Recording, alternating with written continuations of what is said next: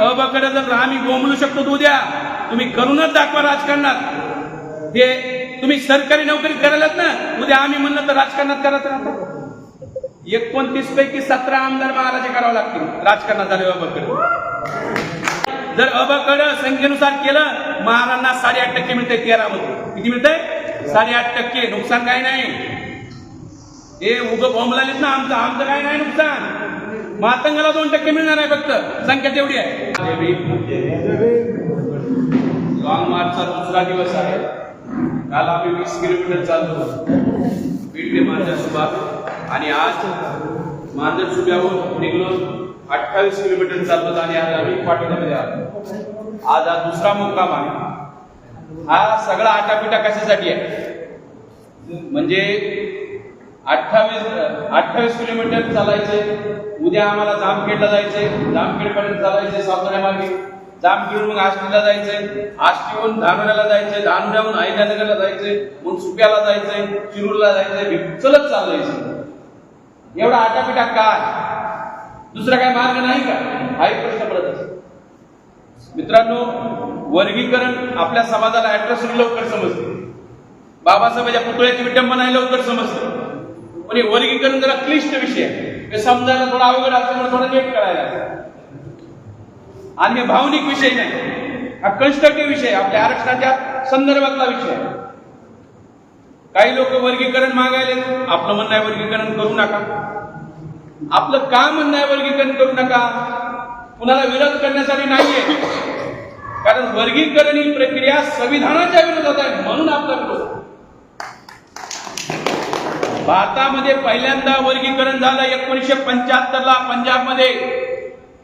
जे मजहबी शीख आहेत म्हणजे भंगी, त्यांचं म्हणलं की आमचे ते रविदासी शीख आहेत, चर्मकारी आमचं आरक्षण खातात, म्हणून 12.5 विभागणी केली. अ आणि ब केलं पंजाबमध्ये 1975 ला. त्यानंतर आंध्र प्रदेशमध्ये झालं 1996 ला अ ब क ड. आंध्र प्रदेशमध्ये झाल्यानंतर काही लोक त्याला हायकोर्टात गेले, हायकोर्टात सरकार हारलं. त्याच्यानंतर सुप्रीम कोर्टात गेले आणि सुप्रीम कोर्टानं 2004 ला निर्णय दिला. त्या केसचं नाव आहे ईव्ही चनया वर्सेस आंध्र प्रदेश सरकार. आणि कोर्टानं सांगितलं वर्गीकरण करण्याचा अधिकार राज्य सरकारला नाही. असं सुप्रीम कोर्टाने का सांगितलं? याचं कारण आहे. कारण काय आहे? शेड्यूल कास्टला जे आरक्षण मिळतं ते आर्टिकल 341 नुसार मिळतं. शेड्यूल ट्राईबला 342 नुसार मिळतं आणि ओबीसीना 340 नुसार मिळतं. आता 341 मध्ये जर काही जरी बदल करायचा असेल, काना मात्रा व्यालांडी जरी बदलायची असेल, 341 मध्ये तो अधिकार राज्याला नाहीये. तो अधिकार आहे पार्लमेंटला आणि राष्ट्रपतीला. तो राज्य सरकारला नाही अधिकार. म्हणजे शेड्यूल कास्टची जी लिस्ट आहे ती राष्ट्रपतीने बनवलेली लिस्ट आहे. एखाद्या जातीला शेड्यूल कास्टमध्ये टाकायचं असेल राष्ट्रपती आणि पार्लमेंट ठरवतं. एखाद्या जातीला शेड्यूल कास्टमध्ये काढायचं असेल राष्ट्रपती आणि पार्लमेंट ठरवतं. बाबासाहेबांनी ही अशी हे केलेली आहे, भीक मारलेली आहे, का मारलेली आहे? बाबासाहेबांना माहित होतं जर हा अधिकार राज्याला दिला, राज्य त्यांच्या सोयीनुसार कोणत्याही जातीला एससी मध्ये टाकेल, कोणत्याही जातीला एससी मध्ये काढेल, एससी मध्ये भांडण लावते. बाबासाहेबांची दूरदृष्टी होती, म्हणून बाबासाहेबांना अधिकार राज्य सरकारला दिला नाही, केंद्र सरकारला दिलेला. आता हा केंद्राचा विषय आहे, म्हणून सुप्रीम कोर्टाने म्हटलं हा राज्याचा विषय बिलकुल नाही.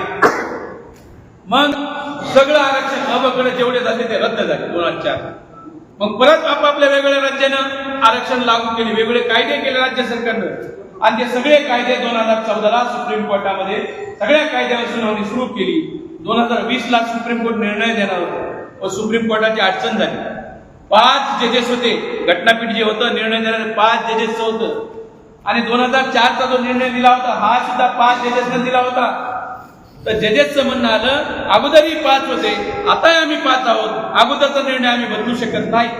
त्यामुळे घटनापीठ मोठं बनवलं पाहिजे, म्हणून 7 जजेसचं बेंच बसवलं, त्याला म्हणतात घटनापीठ.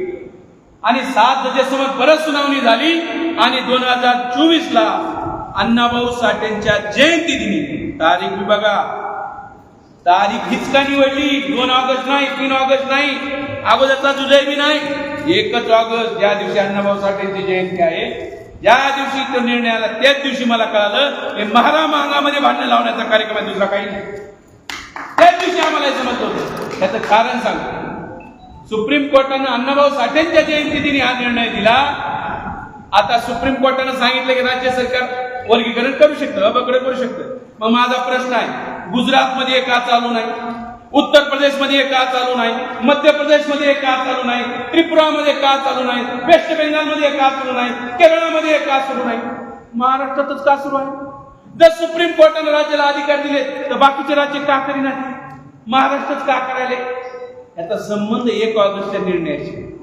अण्णाभाऊ साठेंच्या जयंतीने निर्णय दिला तो यासाठी दिला होता की महाराष्ट्रात भांडण लावायचे, म्हणून तो त्या तारखेला निर्णय दिला आणि महाराष्ट्रातच वर्गीकरण करणं सुरू झाले. आपलं हे म्हणणं आहे की 341 नुसार त्याच्यामध्ये याचं सरळ सोपं सांगतो, कलेक्टरनं जर ऑर्डर काढली त्याच्यामध्ये बदल करायचा अधिकार तलाट्याला आहे का? अहो, राष्ट्रपतीच्या लिस्टमध्ये बदल करायचा अधिकार तुम्ही राज्याला कसं काय द्याल? राष्ट्रपती देशाचा प्रमुख आहे. हे संविधानाच्या विरोधात चाललंय, म्हणून आमचा विरोध आहे, लक्षात घ्या. हे ह्याच्यामुळे नाही लोकांना वाटेल महाराजचं नुकसान होणार. अरे आमचं नुकसान नाही काही, मी आकडेवारी सांगतो, आमचं नुकसान नाही. जर संख्येच्या आधारावर जर केलं ना, जर 100 एससीचे लोक असतील, 62 महार आहेत 2011च्या जनगणनेनुसार सांगतो, 100 एससी असतील 62 महार आहेत, 19 मांग आहेत, 12 चांभार आहेत आणि राहिलेले 8 आहेत 56 जातीचे लोक. ही बी आकडेवारी चुकीची आहे. कारण महाराजांनी 30 लाख महाराजांनी सांगितलं जनगणनेमध्ये आमची जात महार आहे, 30 लाख म्हणजे आमचा धर्म हिंदू आहे, 50 लाख महार म्हणजे आमची जात महार आहे आणि धर्म बौद्ध आहे. पण दोन्ही धर्माचे मिळून झाले महार 80 लाख, एवढाच पकडला आकडा. पण 15 लाख असे लोक होते गणेश भाऊ की ज्यांनी सांगितलं आम्ही बौद्ध आहोत, आम्ही महाराज. ते 15 लाख याच्यात पकडले नाहीत. जर ते पकडलं आकडेवारी येते 100 जर एससीचे लोक असतील तर 70 महार आहेत, 70 महार आहेत. जर अबकड संख्येनुसार केलं महारांना 8.5% मिळतंय 13 मध्ये. किती मिळतंय? 8.5%. नुकसान काही नाही. हे उग बोंबलालीत ना, आमचं काही नाही नुकसान. मातंगाला 2% मिळणार आहे, फक्त संख्या तेवढी आहे. महारांना 8.5%, मातंगांना 2%, कारण संख्या तेवढी आहे. 8.5 आणि 2% किती झालं? 10.5 झालं. चर्मकारांची संख्या 1.3 आहे, त्यांना 1.5% देतील. किती झालं? 10.5 आणि 12. आणि राहिलेले जे लोक आहेत 56 जातीचे त्यांना 1% मिळेल. आता मला सांगा, संख्येनुसार केलं तर आमचा फायदा आहे गो, पण तरी आम्ही काय विरोधात आहोत? आम्ही यासाठी विरोधात, हे संविधानाच्या विरोधात आहे, म्हणून आम्ही विरोधात आहोत. आंबेडकरवादी फायदा आणि तोटा बघून निर्णय घेत नाहीत, विचार बघून निर्णय घेतात, म्हणून आम्ही विरोधात आहोत. आता मला सांगा, जर अबकडे झालं, अरे ज्या 56 जाती 13% खेळतात ते 1% बंदिस्त होतील ना, त्यांचं नुकसान आहे का नाही? 59 जाती एससी, त्या 56 जातीचं नुकसान आहे. चर्मकार ज्या 13% खेळतात, चर्मकारांची संख्या 1.3 आहे, 10 आमदार आहेत, त्यांचं नुकसान आहे का नाही? डायरेक्ट ते 1.5% राहतील, बंदिस्त होतील. म्हणजे 56 आणि 1 57 जाती झाल्या, म्हणजे 59 पैकी 57 जातीचं नुकसान आहे. अरे ते 57 जातीचं नुकसान आहे म्हणून आम्ही लढायला लागलो. आमचा तर फायदाच आहे तरी लढायला लागलो. बघा, लोकांना काय वाटायलं, आम्ही जर विरोध करायलाच ना, लोकांना वाटलं यांचं काहीतरी नुकसानच होणार आहे. अरे नुकसान म्हणून नाही, ते संविधानाच्या विरोधात आहे म्हणून आहेत. आम्ही फायदा नुकसान बघून घेणार निर्णय आम्ही नाहीत करत. नाही तर आम्ही अबकडे जर आम्ही गोंबलू शकतो, उद्या तुम्ही करूनच दाखवा राजकारणात. हे तुम्ही सरकारी नोकरी करायलात ना, उद्या आम्ही म्हणलं तर राजकारणात करत राहता. 29 पैकी 17 आमदार महाराजे करावं लागतील राजकारणात झाले अबकडे. हे काय सोपा खेळ नाहीये. उद्या त्यांच्या उरावर बसाय आपण मोकळे आहेत. मग एवढा सोपा खेळ नाही वाटायला त्यांना, तेवढा नाही. आमची पण संख्येनुसार आमचे 17 आमदार होतील. मग हे बघा, अबकडे झाल्यावर आमचा फायदाच आहे. हे त्यांनी जे सांगायला ना, पण आम्ही तत्व म्हणून विरोध करत, लक्षात घ्या. पहिला मुद्दा. दुसरा मुद्दा सांगतो, सुप्रीम कोर्ट म्हणलं हेट्रोजिनियस आहे. हेट्रोजिनियस म्हणजे काय? आमचं म्हणणं आम्ही एक एजन्सी आहोत. बघा, आपली भारतामध्ये जनगणना सुरू झाली 1872 ला. आणि अस्पृश्यांची जनगणना झाली 1911. आगा खान नावाचा मुस्लिम नेता होता. तो म्हणला तुम्ही यांना हिंदूच्या अकाउंटमध्ये पकडता, यांची जनगणना वेगळी करा. मग आपली जनगणना वेगळी करण्याचे 10 क्रायटेरिया ठरवले. कोणत्या जातींना अस्पृश्यांच्या लिस्टमध्ये टाकायचं? क्रायटेरिया नंबर 1, ज्या जाती ब्राह्मणांच्या देवी देवतांना मानत नाही ही असन एससीच्या लिस्टमध्ये, अर्थात अस्पृश्यांच्या लिस्टमध्ये. ज्या जाती ब्राह्मणाला गुरु मानत नाहीत ही असन अस्पृश्यांच्या लिस्टमध्ये. ज्या जाती ब्राह्मणाकडून कोणताही क्रियाक्रम करून घेत नाहीत या असत्या अस्पृश्यांच्या लिस्टमध्ये. ज्या जाती गायीला पवित्र मानत किंबहुना गायी कापून खातात या जाती असण अस्पृश्यांच्या लिस्टमध्ये. बाबासाहेब म्हणतात हा देशाच्या संघर्ष दुसरा तिसरा काही नाही, ब्राह्मणिझम आणि बुद्धिझम मधला संघर्ष. अरे ही लिस्ट ब्राह्मणांच्या शत्रू जातींची लिस्ट आहे. शेड्यूल कास्टची लिस्ट ही ब्राह्मणांच्या शत्रू जातींची लिस्ट आहे. ज्या जातींना 1911ला अस्पृश्य म्हणून गणलं त्यांना 1935 मध्ये शेड्यूल कास्ट शब्द आलाय. पहिल्यांदा शेड्यूल कास्ट शब्द 1935 ला आलाय आणि संविधान लागू झालं 1950 ला. राष्ट्रपतीने जी ऑर्डर बनवली त्या जातींना टाकले. आता मला सांगा, माझ्यासारखा व्यक्ती जर उद्या सुप्रीम कोर्टात गेला आणि जर म्हटला ज्या क्रायटेरियावरती ही लिस्ट बनलेली आहे, क्रायटेरिया हा नाही ज्या जाती शैक्षणिक माग असलेले म्हणून एससी हा क्रायटेरिया नाही, ज्या जाती आर्थिक माग असलेले मग एससी हा क्रायटेरिया नाही, ज्या जाती सामाजिक माग असलेले म्हणून एससी हा क्रायटेरिया नाही. क्रायटेरिया वेगळा आहे. आपल्या लोकांचा गैरसमज काय झाला माहितीये का? आपण मागासवर्गीय. आपण मागासवर्गीयच नाही, आपण शेड्यूल कास्ट. शेड्यूल कास्ट अनुसूचित जात. ओबीसी आहे अदर बॅकवर्ड क्लास, तिथं बॅकवर्ड आहे ते आहे ओबीसी मागासवर्गीय. आपण मागासवर्गीय नाही शेड्यूल कास्टचे लोक. हे गैरसमज झालाय. संविधानामध्ये अँग्लो इंडियनला आरक्षण आहे. अँग्लो इंडियन म्हणजे काय माहिती आहे का? ब्रिटिशांच्या अवलादी. ब्रिटिश पुरुष आणि बाई इंडियाचे त्यांच्या अवलादींना म्हणतात अँग्लो इंडियन, त्यांना आरक्षण. संविधानात अँग्लो इंडियनला आरक्षण आहे. अँग्लो इंडियन बॅकवर्ड आहे नाही. अँग्लो इंडियन बॅकवर्ड नाही तरी त्यांना काय आरक्षण माहिती आहे का? ते या देशातले प्रमुख राष्ट्रीय घटक आहेत आणि ते हिंदूपासून वेगळे म्हणून आरक्षण.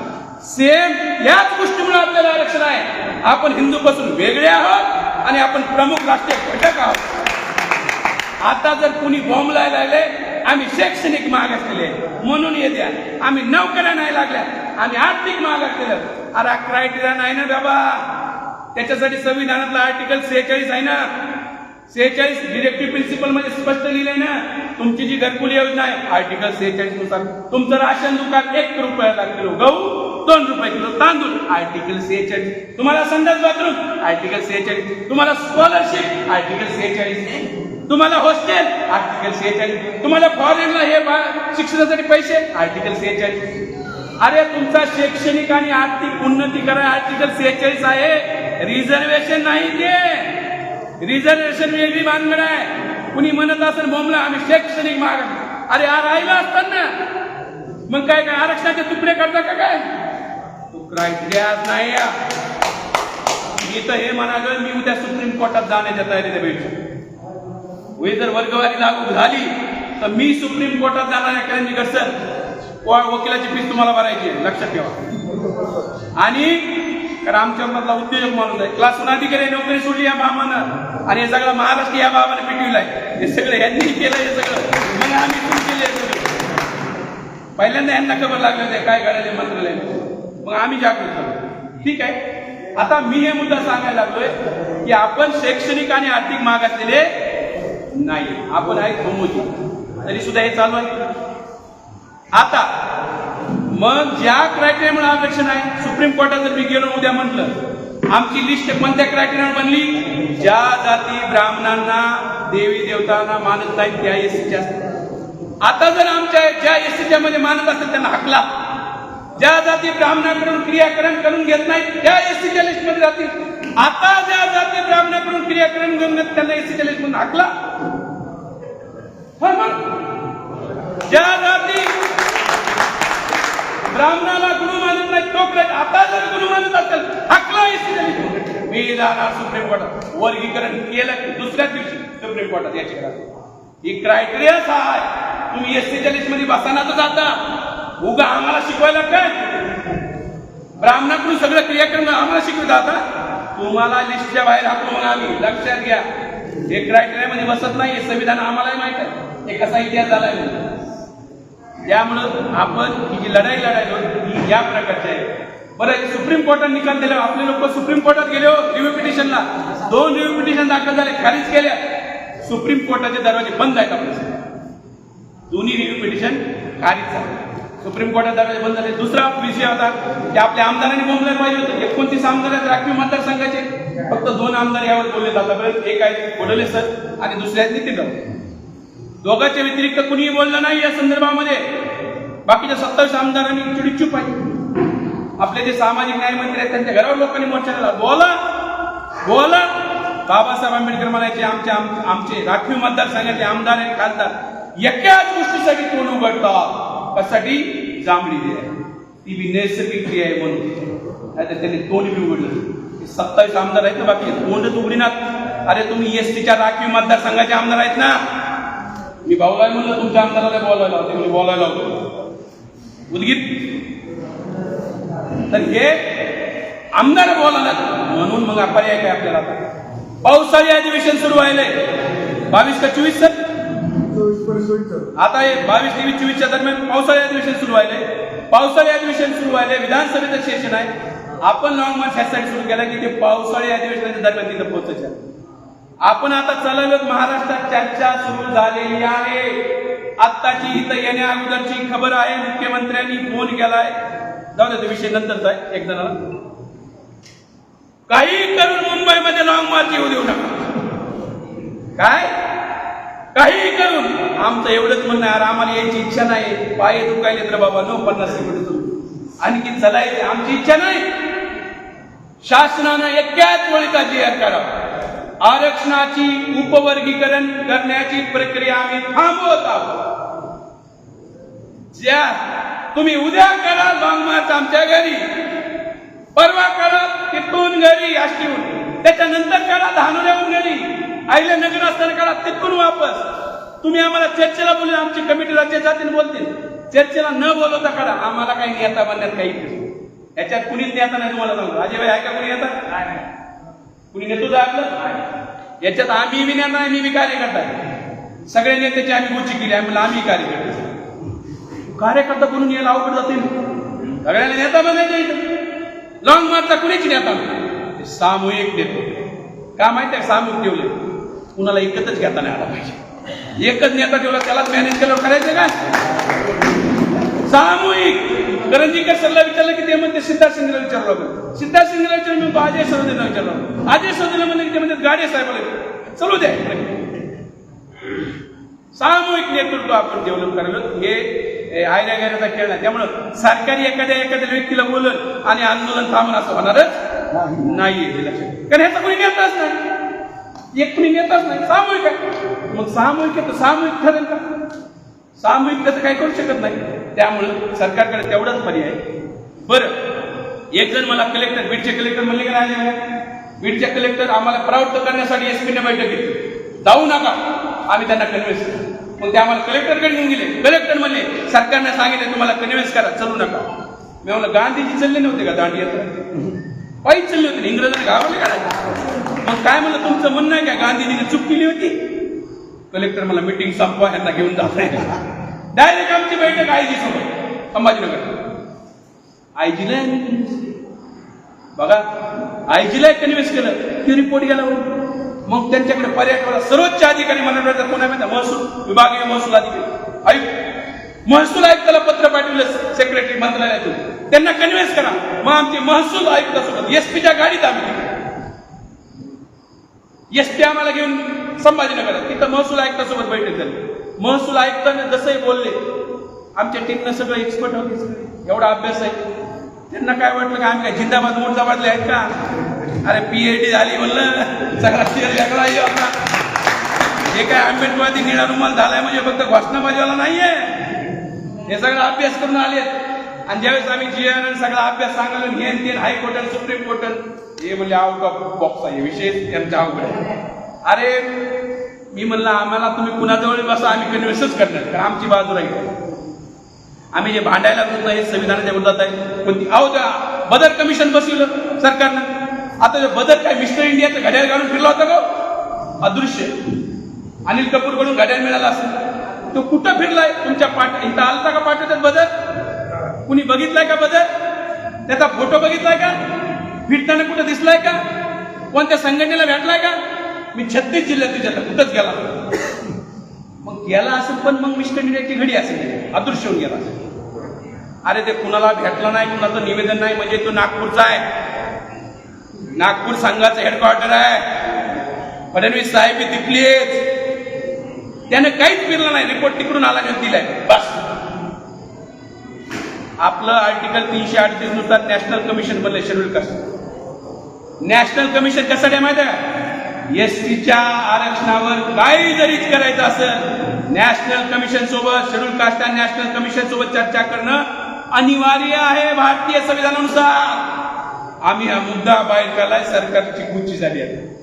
आनंद बदल काहीच बोलला नाही, नॅशनल कमिशन सोबत चर्चाच केली नाही त्यांनी, आणि चर्चाच केली नाही. आणि उद्या जर अहवाल जाहीर झाला आणि आपण जर सुप्रीम कोर्टात गेलो तर ते रद्द होणार. एक 2 मिनिटं बोलून हे करतो, 2 मिनिटात कन्क्लूड करतो. उद्या अहवाल रद्द होणार आहे हे त्यांना माहित आहे, म्हणून ते अहवाल जाहीर करत नाही. आता हे सगळ्या मुद्दे सांगत असताना आता शेवटचं बोलतो आणि थांबतो. आम्ही या शहरात आलो, उद्या जामखेडकडे जाणार आहे. सौतड्याला, मला वाटतं सौतड्याला दुपारची जेवणाची व्यवस्था आहे, सकाळचा नाश्ता मेघडंबर साहेबांच्या गावात आहे, बरोबर. आणि तिथून जामखेडला पोहोचतो. आत्ताच मला अहिल्यानगरच्या एसटीचं पत्र मिळालं आपल्याला, सगळ्या परवानगी आहेत अहिल्यानगरच्या, सुप्यापर्यंत मिळालं, लेटर आलं. दुपारची नाश्ता यांच्याकडे आहे, सावताडवाल्याकडे जेवण आहे, बरोबर, दुपारचं जेवण. आणि मग इथं आहे. समाजाला आव्हान आहे माझं, या जे लोक प्रबुद्ध टीव्ही बघत आहेत, तुम्ही सहकार्य करा. ज्यांना आर्थिक सहकार्य करणार त्यांनी आर्थिक सहकार्य करा. ज्यांच्याकडे आर्थिक नाही ते फेसबुक आहे ना, फेसबुकवर पोस्ट टाका, लॉंग मार्च मध्ये जुडा. गावोगावी बॅनर लावा, वेलकम करा, लॉंग मार्चचं स्वागत लावा, बॅनर झाले पाहिजे, पोस्टर लागले पाहिजे, रिक्षे फिरले पाहिजे. कारण आज समाजात प्रचंड प्रमाणात तयारी करा. आर्थिक अडचणीमुळेच आम्ही एक आयुष्य रद्द केला भाऊ जवळे साहेब, त्याच्यात लाजेबाईने जे सांगितलं होतं. आपण आम्हाला माहित आहे, आम्ही समाजाच्या भरोश्यावर निघलो, समाज आम्हाला उपाशी राहू देणार नाहीये. आणि मला गॅरंटी आहे, माझ्या समाजासारखा समाजच नाही.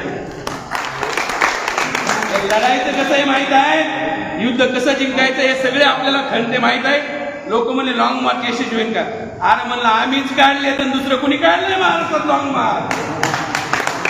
आम्हीच यशस्वी केले लॉंग मार्चच महाराष्ट्राला. आम्ही सांगितलं जोगेंद्र कवाडे साहेबांनी. त्यामुळं हा यशस्वी होणार आहे. आणि 26 तारखेला 10 लाख लोक मुंबईत आले पाहिजे. एक बी माणूस आपला इथं कार्यकर्ता थांबला नाही पाहिजे. सगळ्यांनी जाणून मुंबईत यायचंय आणि वर्गीकरण करण्याची प्रक्रिया आपल्याला थांबवायची, म्हणजे थांबवायची. एवढंच बोलतो आणि थांबतो. जय भीम, जय भारत.